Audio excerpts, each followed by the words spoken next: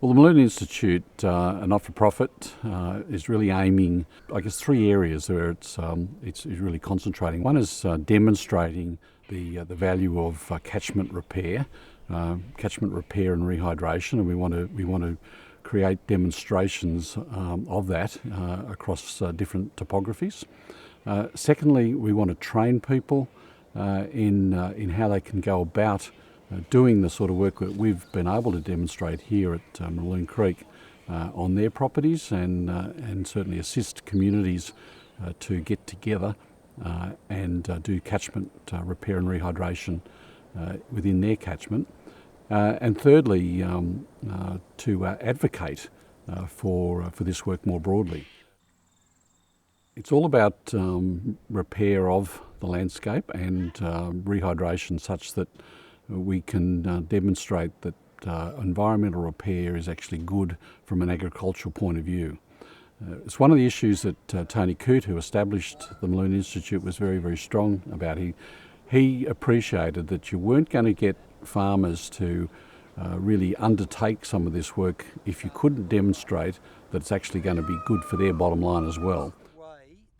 There's about 14 actual farms that are critical to the work that we do along the creek. The whole catchment project that we embarked on a few years ago is about 50 kilometres of creek, 23,000 hectares.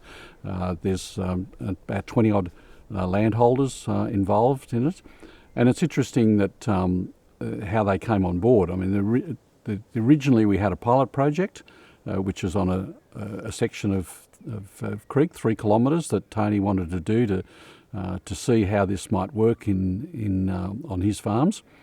And the success of that 3 kilometre section, which was done way back in now 2006, was so strong that he felt, well, we've got to take this further. And there was still a certain amount of cynicism and scepticism from people saying, oh, well, it worked there on that section of creek, but what about this and what about that?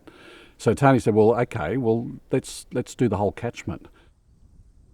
But what the pilot project was able to demonstrate, not only in practical terms but also scientifically, because we've ensured that we have all the data to back up what we are seeing on the ground. We've shown that not only didn't landholders downstream, they didn't lose any of their water. What they got was a better flow of water and a high quality of water. The water coming out the bottom end of the pilot project is superior to the water coming in at the top. And so, when you did have a big flow before this work was done, often, that water was gone past owners before they could really do much with it. But the fact that the repair work has been done, it's taken the energy out of the water, it's slowed the water up, and therefore they get a much more even flow of water. So as a consequence of that, landholders were keen to participate in this total catchment project, and that's I think quite a unique project to do a full catchment.